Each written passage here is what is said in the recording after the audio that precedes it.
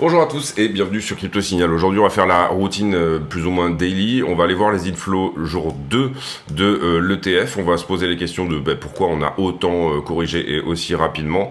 Et on va se poser également les questions sur les liquidités. Vous allez voir, ça va être extrêmement intéressant. Restez jusqu'à la fin de la vidéo parce qu'il y a des choses vraiment intéressantes à voir sur la liquidité. Allez, intro.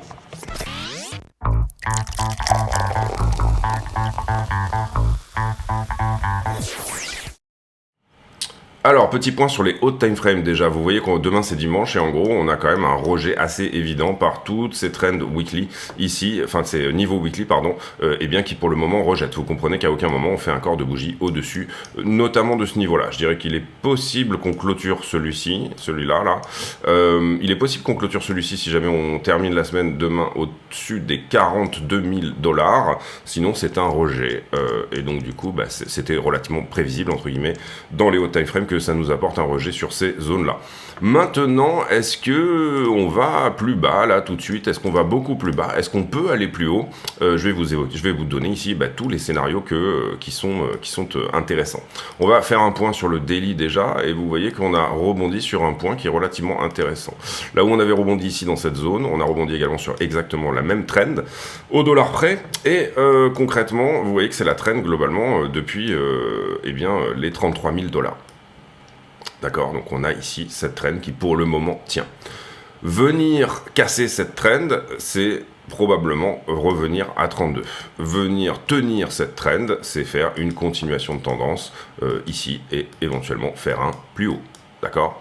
Pour le moment, on n'a pas d'informations fiables qu'on va aller dans un sens ou dans l'autre, si ce n'est ces hauts time frame entre guillemets qui rejettent et c'est plutôt normal. Ensuite, j'ai long moi ce point là. Alors hier j'ai fait pas mal de bons trades sincèrement. C'est-à-dire que j'avais déjà ouvert un short, vous vous en rappelez, très petit, parce que j'ai pas réussi à avoir le top, parce que je voulais une grosse position ici dans cette zone, et j'ai pas FOMO finalement sur un short ici à la volée dans cette bougie-là. On avait pris ici la perte de tendance qui est ici. Et du coup, personnellement, j'ai TP ici sur tous mes trades qui venaient chercher quelque part dans ces zones-là. Personnellement, également, j'ai tenté un long ici qui est ASL, je sais plus exactement où. Et ensuite, j'ai joué un range. Donc, tout est documenté sur le Discord. Si jamais vous voulez nous rejoindre sur le Discord, n'hésitez pas. Ici, j'ai joué ce range-là. Il est où? Il est là. Ce tout petit range, par deux fois, deux entrées, deux airs qui étaient validés. On peut ici aller le voir même assez rapidement dans des plus petites time frames. Alors, par ici. Voilà, ce range, vous le voyez ici, il était un peu prévisible dès qu'on a eu finalement trois touches. Donc personnellement, j'ai pris quoi? J'ai pris un long ici. Un short ici, donc les deux ont marché. Derrière, j'ai repris le long, bien évidemment, dans l'autre sens, mais le trade s'est fait sortir. Alors moi, quand je joue des ranges, et ça c'est vraiment typiquement de la méthode, je laisse un petit runner dans les deux sens, quoi qu'il arrive. Donc du coup, ce petit runner ici a payé finalement le stop loss. C'est comme ça que je procède avec les ranges, ça évite tout simplement de se faire, parce qu'à un moment donné, on en sort, bien évidemment, du range, ça évite de se faire attraper dans l'autre sens. Et en l'occurrence également, j'ai long à l'aveugle ce niveau ici des 41,3. Et vous voyez que c'est pixel, c'est vraiment pixel ici, entre ce que nous propose ceci, la descente, et ce que nous propose ici, la montée. Et en plus, je vous le donne dans le mille, on a un niveau daily. Donc voilà, j'aimais bien, vraiment bien cette entrée, du coup je l'ai faite littéralement à l'aveugle. Et là, à ce stade, je mets en pause une seconde. Donc on a touché le 200%, moi j'ai tendance à dérisquer 50% de ma position à 200%, comme ça je sais que voilà le trade est gagnant, et pour l'instant je SL juste en dessous du BE, enfin je resserre bien évidemment mon SL. Alors, à quoi je m'attends éventuellement pour le week-end, et ensuite on va évoquer un scénario extrêmement bull. Personnellement, je m'attends à ce qu'on se rapproche ici de là où a clôturé les ETF et le CME. C'est-à-dire, je m'attends à ce qu'on termine le week-end à peu près dans ces eaux-là, 43 300. Pas nécessairement une certitude, et également, on peut revenir, bien évidemment, chercher quelque chose ici, tous les longueurs, avant de donner un move comme celui-ci. Mais je pense ici que ce niveau-là peut à minima provoquer une réaction. On va également voir, et on va revenir sur le 4 heures, que l'élargissement symétrique de sommet dont j'ai parlé hier est peut-être finalement dans une figure plus grande. Qu'est-ce que ça veut dire? Ça veut dire, alors un élargissement symétrique de sommet, c'est ça, hein, certains appellent ça un mégaphone, comme ceci. C'est pas une certitude du tout, parce que c'est une figure qui est vraiment moisie, elle a 50% de chance de casser en haut, 50% de chance de casser en bas, mais ici on aurait une 1, une 2, une 3, une 4 et potentiellement une 5 qui reviennent chercher tout simplement en haut. C'est potentiel encore une fois. Si jamais on voit que la 4 se fait comme suit, et qu'en fait elle rejette sur le milieu du mégaphone, qui est typiquement le niveau des 47, des 46, 47 quoi en gros, la 4 heures supérieure, et bien à ce moment-là, ça veut dire que cette figure va potentiellement casser en bas. Donc une grosse indécision de la part du prix. Ici, ça évoque de la nervosité et de l'indécision, le fait de faire ce genre de figure, d'accord. Grosse indécision et grosse nervosité de la part du prix dans cette zone. Si jamais on venait, et c'est pas encore fait, hein, bien évidemment, c'est pas du tout l'idée. Encore une fois, je mets sur ce scénario une quinzaine, 20% de chances d'arriver. Mais si jamais on venait à casser 50 000 $, du coup, la target de cette figure, et en général, ce qu'on fait, c'est qu'on fait un premier rejet là, ensuite on vient faire une rotation partielle sur le milieu de la figure, et ensuite on en sort. Donc je sais pas où sera la cassure, mais la target, pour le moment, si jamais on y venait demain, serait autour de 60 000 $. Encore une fois, scénario très peu probable, mais bon, le fait qu'on ait rebondi sur cette zone-là active ce scénario, donc je suis obligé d'en parler.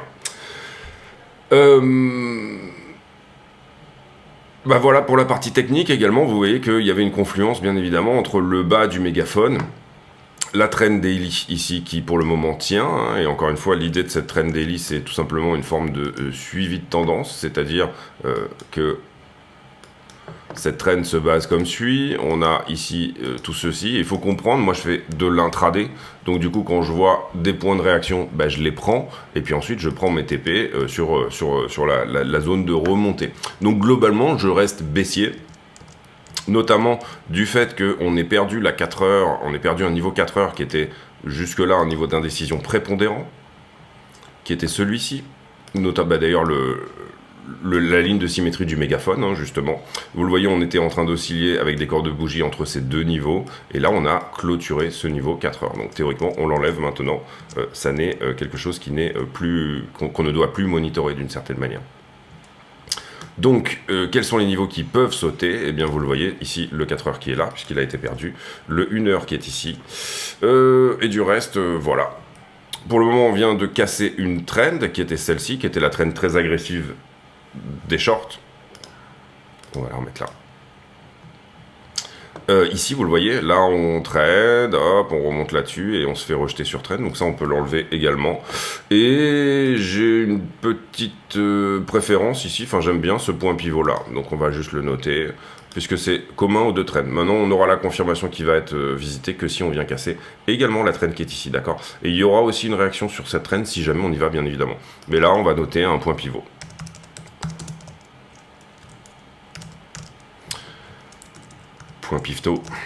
Point pivot. Donc du coup, voilà un peu l'idée. On peut très bien aller en dessous et dévisser plus, et ça serait une bonne chose, ça serait plutôt sain, encore une fois.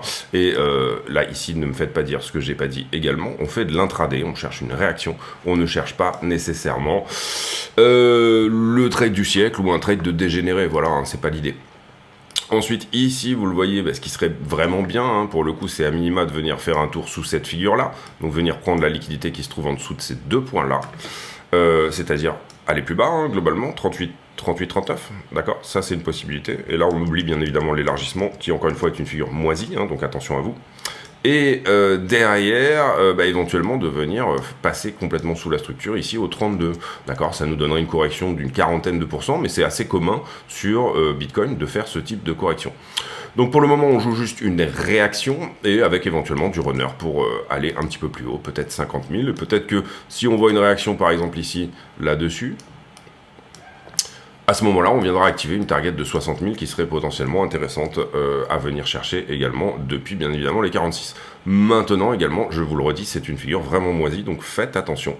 Le mégaphone est une figure moisie, je le répète, c'est une figure vraiment, vraiment moisie. iBit, rapidement, qu'est-ce qui s'est passé hein, en 5 minutes, on se fait juste vite fait l'ETF. On avait une structure vendeuse qui était celle-ci, et c'était un peu la même sur BTC d'ailleurs. Et il a perdu son point. On aura une target ici jusqu'au 29,4. Donc ça sous-entend que le prix pourrait baisser un petit peu plus. Pour le moment, vous le voyez, il est dans un range, puisque c'est dans le petit range que je vous ai montré là. On a clôturé à 22 h hier dans ce range-là. Attention, ça ne cote pas lundi, donc on est parti pour 3 jours eh bien finalement de jour off en ce qui concerne Wall Street. Ether BTC qui se porte pas trop mal. On tient ici la trend. Pour le moment, on revient sur des niveaux intéressants. On va se mettre en 4 peut-être. Oui. On fait le break de structure, d'accord? Ça c'est intéressant, c'est-à-dire qu'on vient vraiment chercher le break de structure, on va dire daily. Et on se fait rejeter. On se fait rejeter sur le point d'origine ici que j'avais noté, qui était plus ou moins le point où il y avait des chances de rejet. Il y en avait d'autres, hein, bien évidemment. Là, pour le moment, ce daily-là est perdu. Enfin, je pense. On va regarder juste parce que c'est peut-être pas sûr.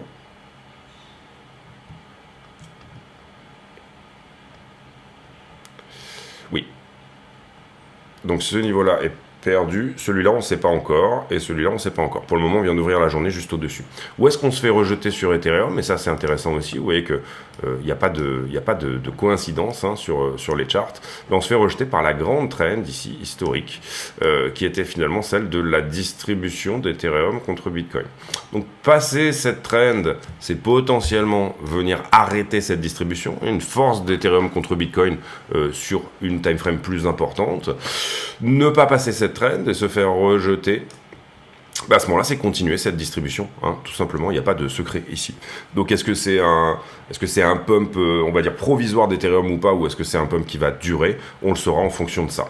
Personnellement, je regarde beaucoup aussi un éventuel rebond là-dessus, qui était avant on était dans un biseau ici, figure plutôt bullish, qu'on a perdu par le bas, qu'on a retesté ici, on a fait une capitulation en dessous, on réintègre ce biseau. Ce que j'aimerais bien, c'est qu'on rebondisse finalement sur cette zone-là, qui pourrait rebondir, hein, sincèrement c'est une possibilité, et que derrière on reparte dans l'autre sens, puisque, comme certains le savent peut-être, je suis dans ce trade de conversion de certains BTC en Ethereum. Donc attention à un rejet là, et également, niveau logique pour rejeter pour le moment, on surveillera bien que éventuellement, alors il peut aussi décrocher plus bas, puisque maintenant qu'on est sorti de ce biseau, il peut bien évidemment décrocher plus bas. À ce moment-là, on surveillera bien qu'il garde ça, qui garde cette trend-là, qui est une trend historique. Si jamais il perd le tout, à ce moment-là, et vous comprenez, ici on avait un niveau et une trend aussi également, d'accord? C'était une convergence. Moi, j'investis rare. Je veux que sur une trend, il y ait un niveau également, que ça me parle en termes de niveau, en termes d'horizontalité. Ici, on trade le temps, ça c'est le temps depuis 2016, et je veux que ça soit en adéquation également avec le temps horizontal, celui depuis hier soir, d'accord? C'est plutôt logique. Ici, on a un niveau qui est fonction du temps, c'est une trend, puisque vous avez l'axe de l'ordonnée, l'axe de l'abscisse qui joue, et excusez-moi, je suis un peu malade, et à l'inverse, si j'ai conjonction d'un niveau plus une trend, en général, je rentre rarement pile sur une trend, il faut qu'il y ait un niveau, une autre trend, quelque chose qui peut agir comme un aimant, qui vienne ici me dire que oui, c'est le cas, c'est possible. C'est pour ça que mes charts sont très chargés, mais c'est pour ça aussi que j'arrive parfois à faire des belles entrées pixels. Ether. Alors, on n'a pas tout à fait revisité le haut de range ici. On n'a pas tout à fait même revisité la vallée qui est celle-ci. Maintenant, je suppose que ça dépend des exchanges, parce qu'on est à quelques dollars ici, vous le comprenez. Je suppose que ça dépend des exchanges. Il faudrait la regarder sur le spot, si c'est le cas.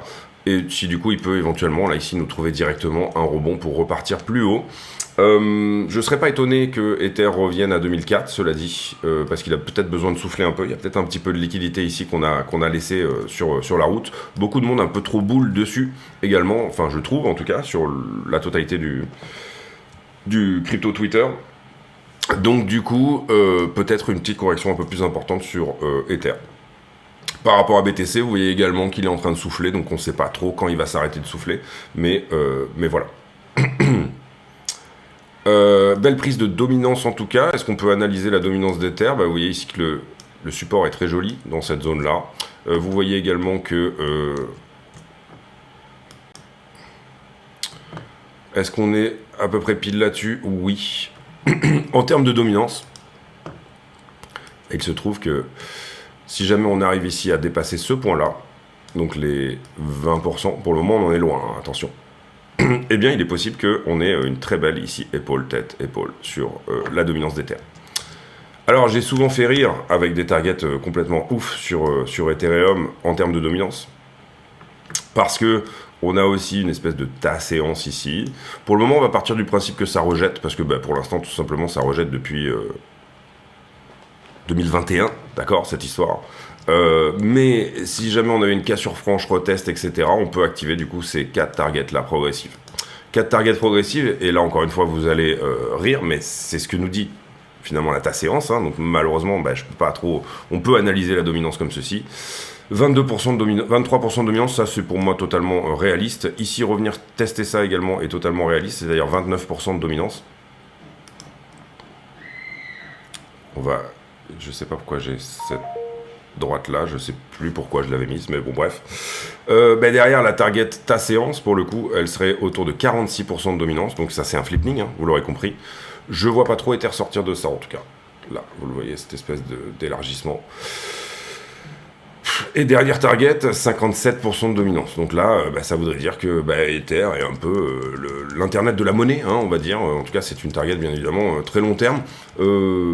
C'est pas parce qu'une charte vous dit que quelque chose est bull que c'est nécessairement ce qui va se passer. Donc j'aurais plutôt quand même tendance ici moi à privilégier 28% de dominance, c'est possible pour moi. C'est-à-dire qu'Ether nous fait un très beau run, et etc. Maintenant, aller chercher 58% de dominance pour Ethereum, ça me paraît compromis, je vous le dis tout de suite. Derrière, épaule tête épaule, pour le coup, ça c'est une target que j'irais bien chercher. 30% de dominance, je trouve que c'est relativement réaliste. Surtout qu'il a un joli momentum en ce moment. Attention, parce qu'il était ici dans un élargissement et que pour l'instant, il en est sorti par le bas. D'accord, donc cette trend de dominance ici d'Ethereum a été perdue. D'accord, donc il est possible qu'on revienne tester la trend ici et qu'on se refasse rejeter ici. Donc 23% est vraiment le niveau que personnellement j'aurais tendance à jouer avec toute la prudence que vous me connaissez. Donc voilà pour l'Ether dominance, on a fait un peu long là-dessus, mais je trouve que c'est intéressant de montrer qu'il y a des choses qui sont intéressantes. Pour le moment, on peut tabler soit sur un rejet, soit sur 23% de dominance sur Ether, ce qui serait déjà quand même relativement énorme. Peut-être qu'en market cap, s'il venait à 30% de dominance, ça dépend toujours des market cap, mais voilà. Un flipping, moi, j'y crois. Maintenant, c'est pas pour tout de suite, quoi, voilà. Et il faut qu'Ether règle beaucoup de problèmes qu'il a, il a un effet de réseau pour le moment, mais il a énormément de problèmes, donc du coup, on va voir s'il les règle ou pas. Total 3 contre BTC. Alors, on a plusieurs possibilités ici. Première possibilité, on avait dit ici A, B et C, c'est-à-dire que les altcoins, donc là on regarde altcoin, sans la stablecoin dominance, sans Ethereum, sans Bitcoin du coup, et par rapport à la perf de Bitcoin. Je vois bien ce niveau-là, personnellement. Donc ça veut dire encore que les altcoins souffrent un petit peu, qu'elles viennent prendre éventuellement ça, éventuellement même prendre ça, mais ici vous voyez qu'on est dans la zone d'achat de ce mouvement-là. Enfin voilà, il y a des confluences qui nous montrent que ce niveau-là est intéressant. Donc on va légèrement remonter notre C. Et également, vous le voyez ici, j'ai reporté cette descente-là en haut de cette montée-là, si jamais on y va, et ça nous donnait ce point-là également. La seule chance éventuelle qu'ont les altcoins ici pour repartir en haussier, et là je vous donne juste le critère graphique, c'est de tenir cette traîne finalement. Et pour le moment, on est plutôt en train de la perdre, vous le voyez celle-ci. Je vous la mets là, voilà. Pour le moment, on est plutôt en train de la perdre. Pourquoi ça ? Parce que ici, si on fait vraiment au pixel près, hein, on est sur une montée, on la perd, on la reteste. Donc, graphiquement, ça nous dit quand même plutôt que ce scénario-là est le bon. D'accord ? Le scénario d'aller dans cette zone. On pourrait même aller chercher sous ces points-là. Si jamais on voulait... Là, il n'y a pas de liquidité, hein. Vous comprenez que c'est les altcoins contre Bitcoin, donc on n'est pas vraiment dans des mouvements de liquidité. Mais voilà, je trouve que c'est cohérent de venir rebondir sur ce support-là, qu'on va d'ailleurs noter. Et qui est plus ou moins un daily, je pense.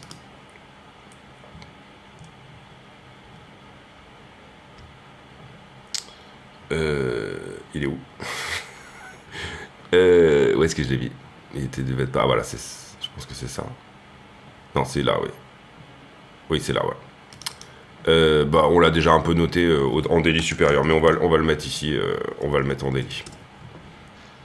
excusez-moi, un peu malade, un petit peu fatigué aussi, j'ai pas mal donné hein, dernièrement sur tout le trading. Je pense qu'on va pouvoir enlever le 4 heures qui est là, on va pouvoir enlever ça également, qui était la résistance précédente, et tout ça c'est cassé aussi, donc on peut l'enlever bien évidemment. Ici, c'est un weekly et il rejette pour le moment, donc on va le garder. Et là, c'est un weekly et il rejette aussi. Voilà un peu la lecture que j'en ai pour le moment. Revenir dans ces mèches-là, ça me paraît vraiment relativement intéressant. Ici, je pense que c'est une traîne, on peut l'enlever aussi. Et on va remonter le niveau. Voilà, là où on a le plus de touches. 1, 2, 3, 4. Remonter ici, ça nous sort de la zone de rechargement. Ça nous met pile poil sur la target néanmoins de... allez, on va se mettre comme ça. Qu'est-ce que ça veut dire? Ça veut dire que peut-être que vos altes ne vont pas tant souffrir que ça par rapport à la dernière souffrance qu'elles ont eue dernièrement, étant donné qu'on a fait cette belle remontée, d'accord? Ça nous dit ça. On peut enlever ça également. Bon voilà, vous comprenez à peu près la zone, 345. On était auparavant sur une zone un petit peu plus basse, mais étant donné qu'on s'est bien repris ici sur la baie, qui est là, on s'est bien repris sur la baie, on serait peut-être finalement dans une espèce de flat, quoi. C'est ça que vous comprenez, hein, très légèrement. Si je devais vous faire un canal ici entre les deux, globalement, ça serait assez simple de dire, regardez, entre ce point-là et ce point-là, j'ai ça. Ça revient également à reporter finalement le haut de B en haut de... Enfin, vous comprenez, à reporter la descente précédente en haut de sa correction haussière. Voilà, ça nous donnerait quelque chose comme ça. Donc légèrement venir souffrir un peu plus, mais pas beaucoup plus non plus.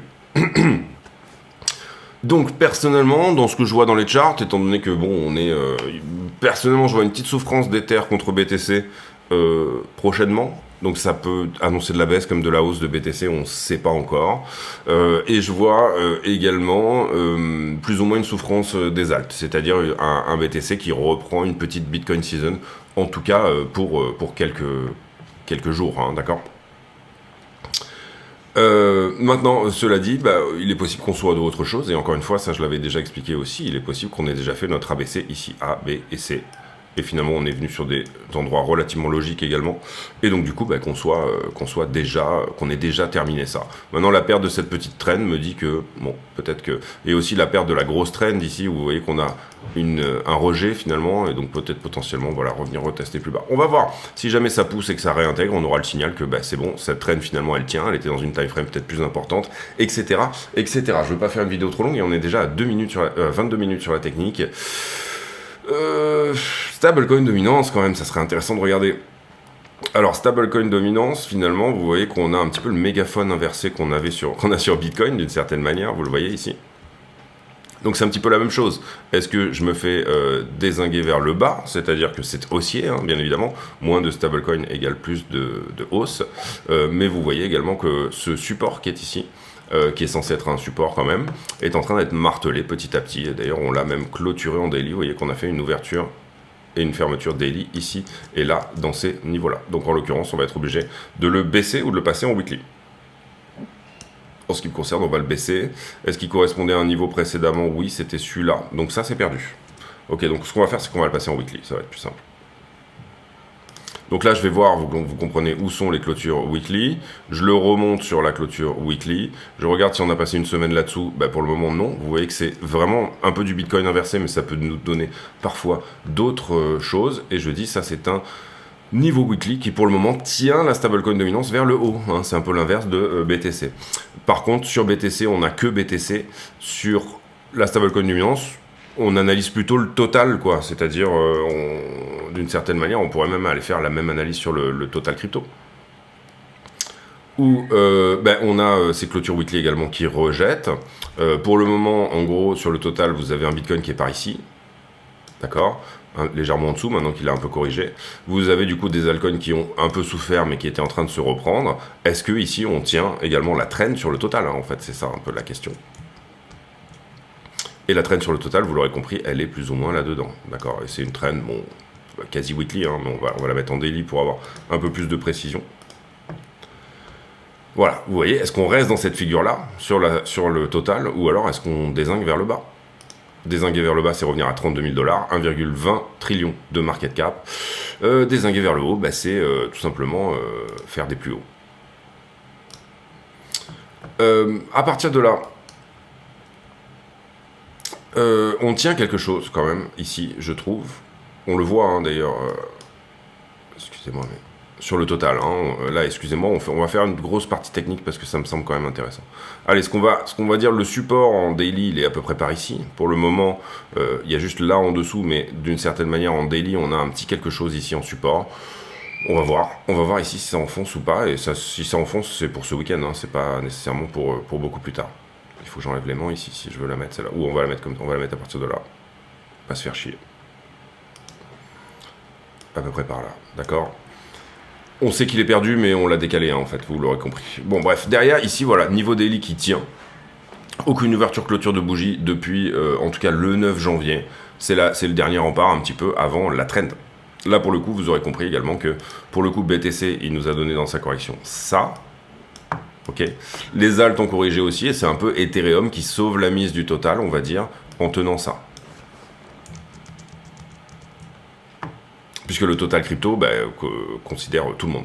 Ici, on avait, vous le voyez aussi, je vous avais mis les clôtures monthly, c'est le grand M, hein, en gros, et vous voyez qu'en monthly, 13 janvier, il est possible qu'on dégage qu'on attende un petit peu en dessous de tout ça pendant un certain temps. Maintenant, si vous voulez être bull sur le total, c'est-à-dire vous dire, je vais avoir une appréciation de Bitcoin, en même temps une alt season, et en même temps une appréciation sympa de Ethereum, je peux vous donner de l'opium, moi j'en ai, hein. C'est-à-dire, ici vous avez une belle épaule tête-épaule, on est très loin de la target. Si on ne vient pas retester la ligne de coup, du coup c'est du up only. Pardon. Donc la structure est très boule dans ce sens-là. Elle est penchée, mais c'est pas grave, elle n'est pas non plus extrêmement penchée. Et la target, je sais pas où elle est, je pensais l'avoir notée. On casse par là. Ah bah oui, elle était là, d'accord.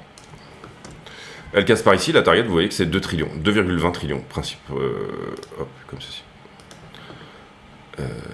Excusez-moi, du coup, je fais des trucs un peu graphiques avec vous.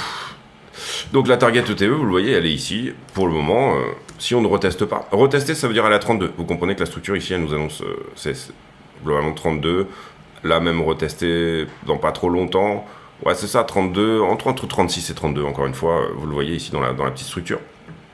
Globalement, on serait peut-être même plutôt autour de 32 ici, et on serait plutôt à la ligne de coup de l'épaule tête-épaule à ce retest, plutôt autour des 38 même. 38, 38,5.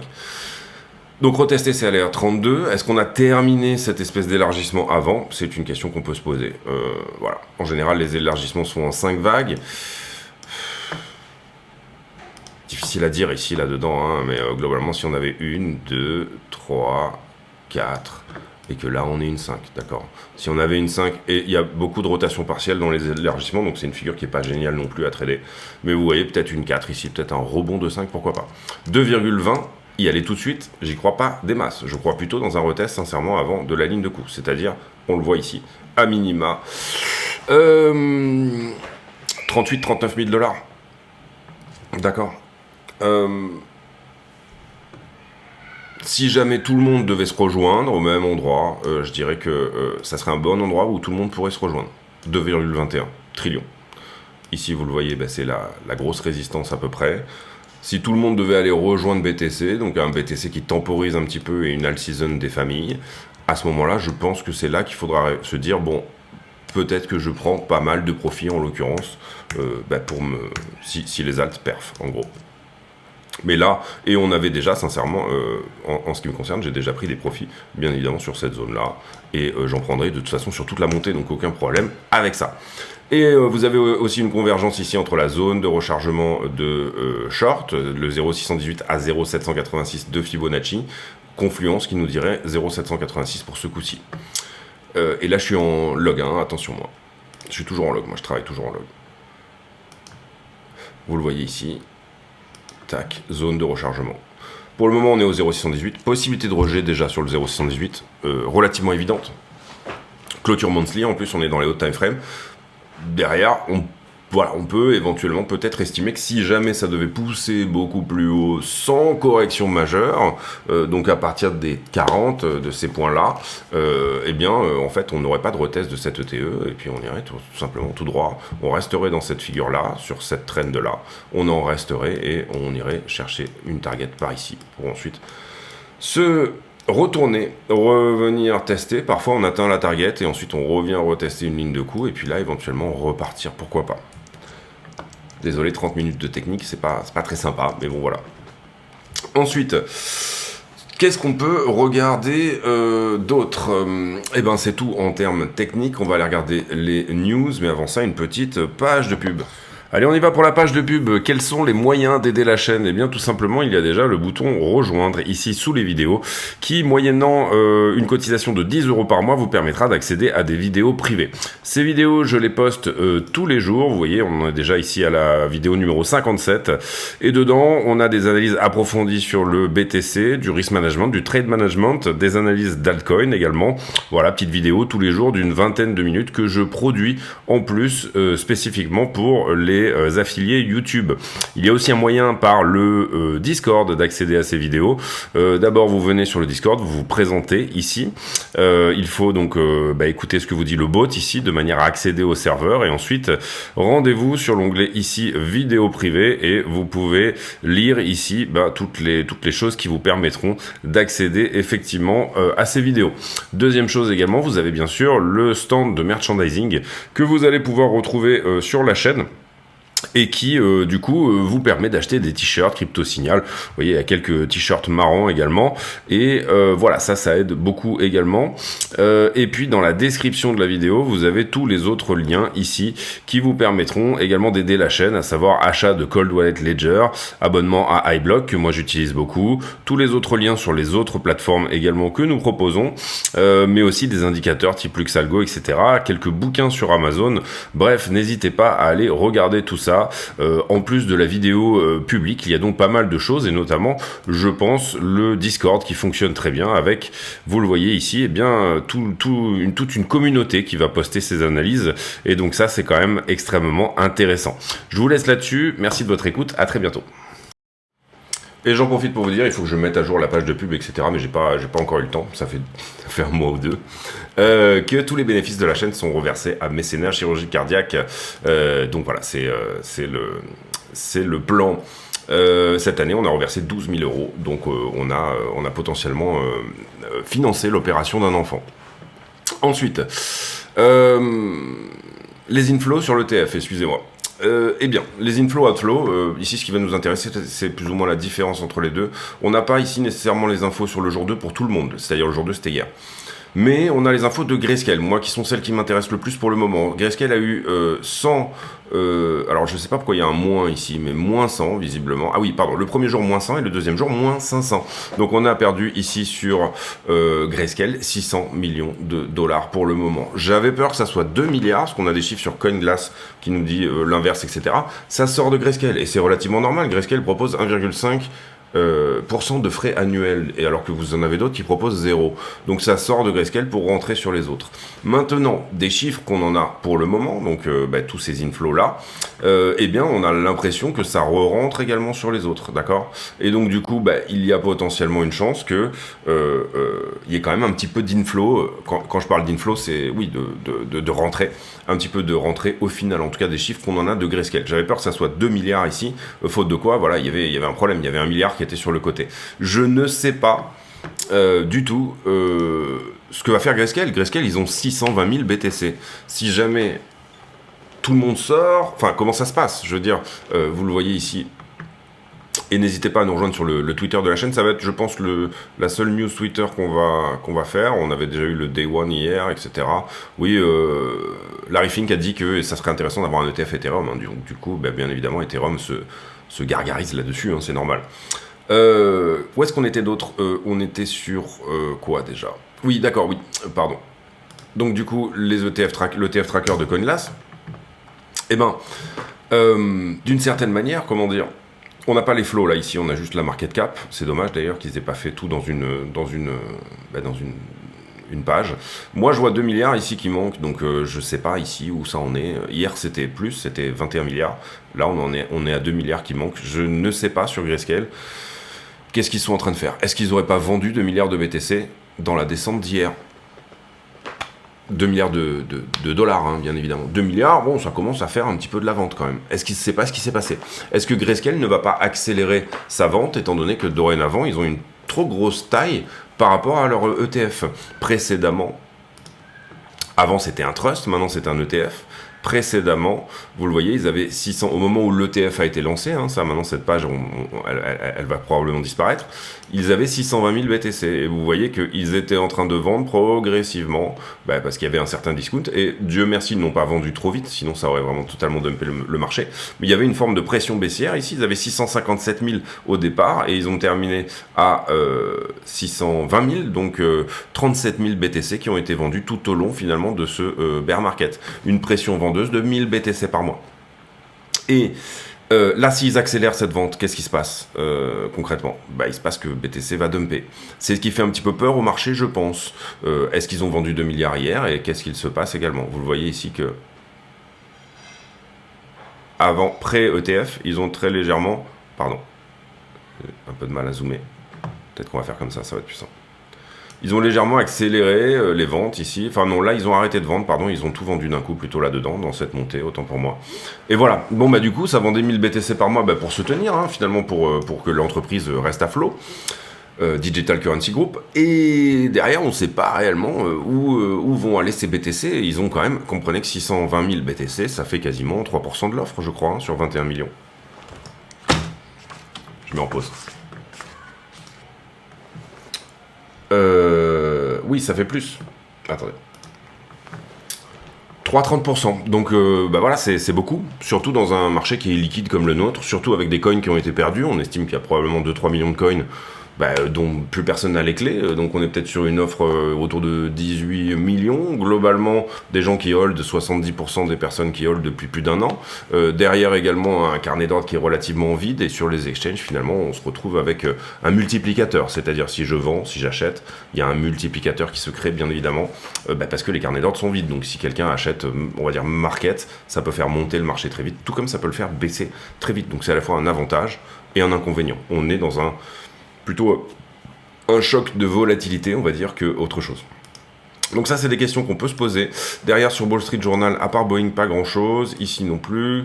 Ici, le halving dans 100 jours. Ici, les actions minières et les Coinbase il y a eu un sell de news, hein, bien évidemment. Derrière, bon, ça c'est Venezuela, on va passer. L'Argentine qui fait le premier contrat de leasing en Bitcoin. Et ça c'est intéressant. Ça, c'est une innovation qui est intéressante. Ça, c'est un article que je vais aller lire tout de suite. Donc, globalement, c'est un contrat pour louer un appartement. Ça a été poussé par Javier Milei. Et donc du coup, vous avez ici 100 USDT payés en Bitcoin à chaque fois que vous payez votre loyer. Et tout simplement, ça permet de protéger le propriétaire et ça permet également au locataire d'avoir tout simplement une forme de smart contract, une exécution directement de son loyer, tout simplement. Les frappes au Yémen, attention que ça... Bon, alors on a des gros problèmes en mer Rouge, etc. Mais attention que tout ça ne s'envenime pas dans l'autre sens, notamment avec l'Iran. On fera peut-être une vidéo là-dessus. Et aujourd'hui, on a une élection à Taïwan, visiblement. Donc, est-ce que ça va être les partis pro-chinois qui vont plus ou moins gagner les élections ou pas? Le vote commence aujourd'hui. Donc on regardera ça de près également, parce que au niveau géopolitique, bien évidemment, ça nous intéresse. Est-ce que les ETF Bitcoin ont une place dans les retirement portfolio? Et là, c'était sur MarketWatch, donc c'est intéressant. C'est-à-dire, est-ce que vous devez prendre du Bitcoin globalement dans votre plan d'épargne? Lundi, ça sera férié, et globalement, on n'a pas énormément de choses la semaine prochaine en termes de news économique. La liquidité, alors 329 millions de liquidités, c'est pas énorme par rapport à l'action de prix, en tout cas je trouve. En plus ça a été très sharp. Principalement du long, bien évidemment, 265, et très peu de short. Ici, on a 124 millions de liquidations sur BTC, ça veut dire un gros tiers déjà. Et puis, BTC plus Ether représente déjà les 2 tiers. Donc sur les altcoins, finalement, il n'y a pas tellement eu de liquidation que ça. Les ordres à l'achat qui sont bien fil ici, le gros des ordres se trouve plutôt plus bas, c'est-à-dire dans la zone des 40 à 38. Alors parfois on va dans les ordres qui sont posés, parfois on n'y va pas. Là pour le moment en tout cas, ça va plutôt servir d'aimant, on va dire, il y a quand même, il y a des BTC ici, il y avait des beaux ordres ici, mais souvent ceux qui ont tellement d'argent que ça, et là on voit que c'est probablement un peu les mêmes personnes, puisque les ordres apparaissent ici, vous le voyez à peu près au même moment. En tout cas, on a une opacification de la charte dans ces zones-là. Et vous voyez, grosse zone de vente également sur les 50 000. Donc ça, c'est bien, parce qu'on a du monde qui veut vendre là-dedans. Bah, c'est pareil, ça va peut-être attirer le prix. Maintenant, on peut avoir aussi du monde ici qui a l'argent pour pousser le prix un petit peu plus bas, pour que ces ordres soient files, tout simplement. Les marchés en levier et le funding, on a fait un petit tour dans le funding négatif, dans cette zone-là. Pour le moment, on va dire que bah déjà tout ça c'est nettoyé, et c'est plutôt une bonne chose. Donc c'était aussi l'idée du trade, hein, c'était d'aller nettoyer un petit peu tout ça. On était sur la borne où en général on déleverage, on a déleveragé, et puis derrière, à ce stade, on revient sur un reset du funding. Ça veut dire qu'à ce moment-là, la moitié du marché était short, l'autre moitié était longue, et puis ça veut dire que dorénavant, une petite partie du marché repasse longue. Ce qu'on peut voir ici, c'est des spreads extrêmement positifs sur la descente, ça veut dire qu'il y a eu de l'achat au spot.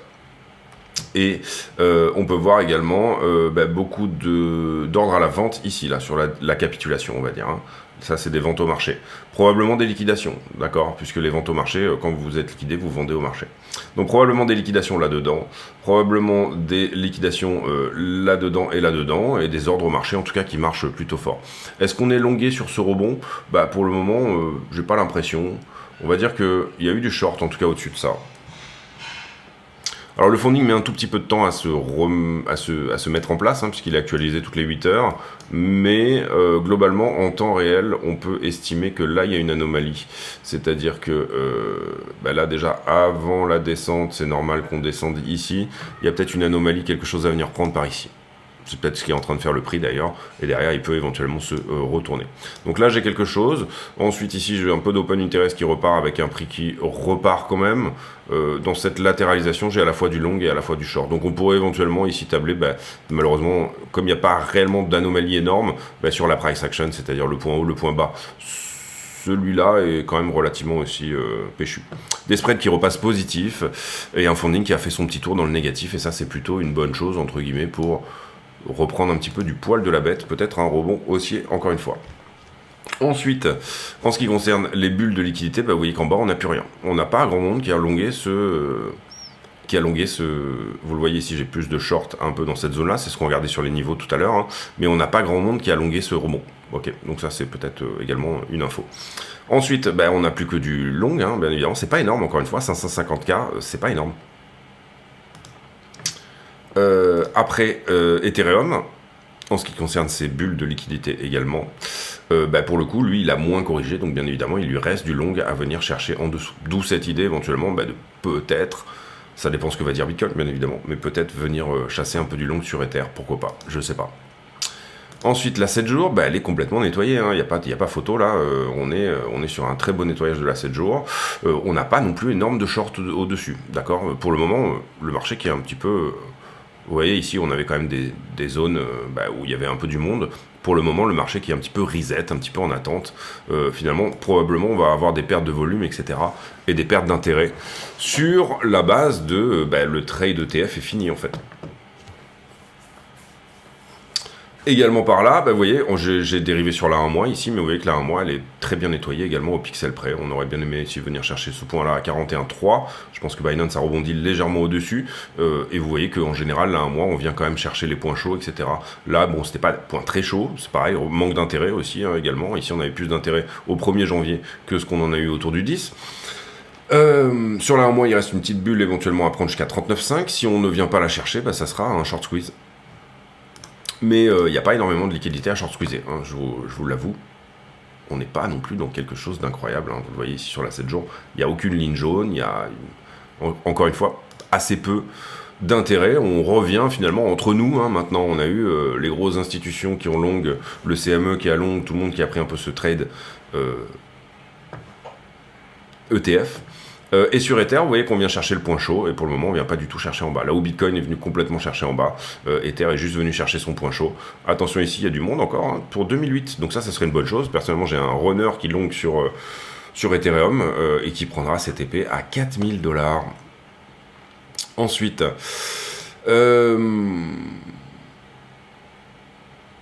la conclusion de cette vidéo, excusez-moi, j'ai fait une petite sieste, micro-sieste rapidement.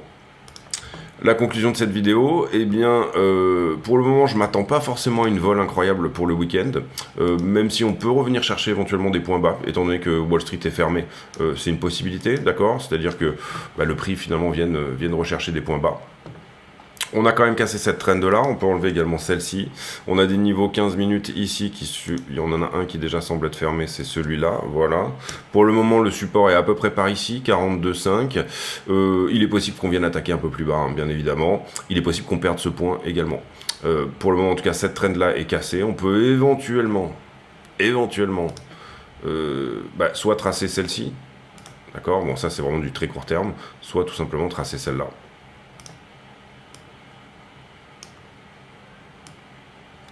Et les deux se valent, hein. Vous voyez que globalement, ce qu'on refuse pour l'instant, c'est de repartir. Donc les deux se valent.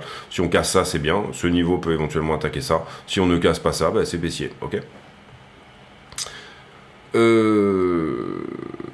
On va aller sur la 5 minutes. Et je sais plus ce que je voulais dire. Et j'avais un truc à dire vraiment sur les petites time frames. Je me rappelle plus. Oui, peut-être qu'on tient là également notre range du week-end. D'accord, là-dedans. C'est-à-dire on s'ennuie un petit peu là-dedans jusqu'à dimanche, peut-être même lundi. Dans ces eaux-là.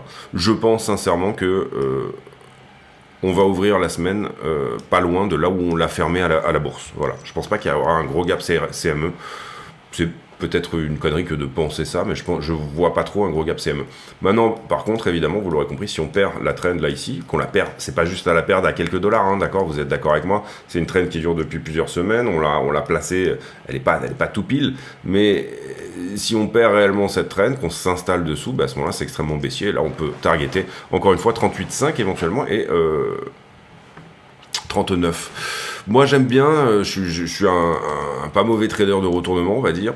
Donc j'aime bien ici cette zone quand même, je la trouve sexy pour éventuellement placer du rebond. Je note une absence de longue, enfin il n'y en a pas beaucoup, donc ça c'est plutôt intéressant également pour choper une belle position. Maintenant, je note aussi qu'on a une vente sur le spot, d'accord, on a vraiment un mouvement très agressif. D'ailleurs, je pense qu'on l'a pas fait, mais on va aussi prendre cette trend là, qui est globalement, ça serait même la plus importante à avoir sous les yeux. On va la prendre ici. Voilà, vous voyez qu'on est aussi pas très loin du point où soit le prix arrête cette distribution, hein. En tout cas on a un signe qu'il l'arrête pendant un moment, et c'est vraiment pas très loin ici, hein. Vous pourrez même ici un petit peu à peu près aligner si vous le vouliez. Bon, pour le moment prudent, pardon, je vais plutôt tenir, voilà, ça. Si je vois qu'on casse ces deux-là, c'est plutôt bien. Si on casse celle-ci aussi, on a des très bonnes chances de revenir ici à 46,2. Et peut-être sur, je me rappelle plus comment ça s'appelle, l'homotélie, je ne sais plus, ici la ligne de symétrie, on va dire, entre ce fameux élargissement. Ça serait déjà pour moi plus ou moins un rebond extrêmement décent. Si on prend toute la descente, et encore une fois, on n'est pas nécessairement sur le rebond, il est possible qu'on continue à distribuer, bien évidemment, et si vous êtes dans ce scénario-là, ne changez rien, ça correspond pas mal à une zone de rechargement. D'accord, venir ici, corriger. Je trouve que le point le plus sexy pour moi, ça serait le 0,618, c'est-à-dire à peu près par ici. Donc, refuser finalement sur le POC. Vous le voyez ici, le POC en blanc. Ici, j'ai le volume profile sous les yeux. Et le POC, c'est le point de contrôle, l'endroit où il y a eu le maximum de volume dans cette figure. C'est-à-dire, globalement, faire quelque chose comme ça. Et puis, on dégage. D'accord? On dégage où? On peut très bien, regardez, vous le voyez par exemple ici, faire une 4 qui vient reprendre encore plus bas. Donc là, du coup, c'était pas le point bas ici. On peut enfoncer la traîne. On peut revenir chercher, du coup, des targets, encore une fois, autour des 38,5. Imaginons qu'on fasse ceci. D'accord? Et après, par exemple, cela. C'est tout à fait jouable, d'accord? On aura toujours sous les yeux un mégaphone, un élargissement symétrique de sommet. Donc on peut aller plus bas, on peut aller plus haut, globalement, excusez-moi de la... c'est comme ça, hein, c'est souvent l'idée. En tout cas, je trouve qu'on a une belle zone ici pour éventuellement, à minima, choper une jolie réaction. Et voilà, quelque part entre 46 et 47 serait à peu près le plan. Éventuellement derrière runner plus loin.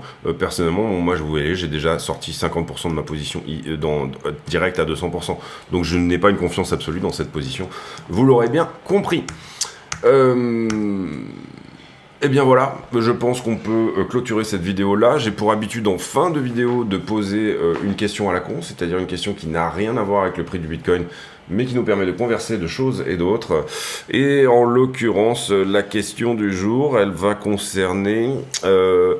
tiens, l'état de propreté de votre voiture, il faut que je nettoie la mienne, parce que avec les enfants, tout ça et tout, bien évidemment, il faut que je nettoie la mienne personnellement. En gros, ma voiture, moi, elle est nettoyée. Je dirais tous les 4-5 mois, pas beaucoup plus. Voilà, elle est globalement plutôt bordélique. Peut-être même un petit peu plus sur du 8 mois, 1 an. Mais par contre, il n'y a pas de poubelle qui traîne dedans, etc. C'est plutôt le coup d'aspi qui manque un peu régulièrement. Voilà pour cette vidéo, elle était assez longue les amis, mais je pense qu'on avait besoin aussi, peut-être au travers de cette baisse aussi, voilà, de discuter un petit peu de tout ce qu'il est possible. Pour moi, c'est haussier à court terme, parce qu'on n'a plus de liquidité en bas, en tout cas sur les liquidités fraîches. On en a des vieilles, mais on a assez peu de liquidités fraîches en bas. Donc c'est plutôt haussier court terme et je reste baissier moyen terme. Est-ce que le top est trouvé ici au 50 000 ? Maintenant qu'on a dépassé 48,2, moi j'aurais aimé un rejet tout pile sur 48,2. Pour le moment on l'a pas eu. Maintenant qu'on l'a dépassé, on a touché le 0,78. Oui, pour moi le top est ici. Voilà, pour le moment, je vois pas vraiment d'autres scénarios plausibles que le top ait été trouvé là. Donc il reste une toute petite chance de venir chercher éventuellement plus haut, 52, 60 000 $. 60 000 $, comprenez, c'est la target de l'élargissement. C'est quand même une invalidation de tout le reste. C'est-à-dire que on rentre plutôt dans le... À ce moment-là, on n'est plus allez, on est sur une correction haussière ou on est dans autre chose. On n'est plus du tout là-dedans. On est peut-être plutôt plus sur une flat ou un ATH prochain, etc. Ce genre de choses. Donc voilà, écoutez, on va monitorer ça en tout cas. Je trouve que la zone est chouette pour rebondir, à minima, nous donner une correction et éventuellement venir ensuite passer sous les 40K. Donc mon scénario privilégié ici pour moi, il est plutôt dans l'idée éventuellement de faire quelque chose comme ceci, c'est-à-dire se faire rejeter dans cette zone-là et ensuite venir sous 40K. Voilà. Attention à vous, il y a beaucoup de vols, donc du coup, faites attention à vos tailles de position, ne vous enfermez pas surtout pas dans un scénario, voilà, gardez vos invalidations, vos endroits où vous dites non là j'invalide, etc. Ne faites pas n'importe quoi, c'est vraiment, ici il y a beaucoup de volatilité en ce moment, donc c'est très chouette à trader parce que ça va vite, mais faites gaffe quand même, bien évidemment, à garder une forme de cohérence, ne pas partir au tilt, ce genre de choses, être vraiment cohérent entre ce que vous souhaitez risquer et ce que vous voulez gagner. On se retrouve demain pour une nouvelle vidéo, portez-vous bien et à demain.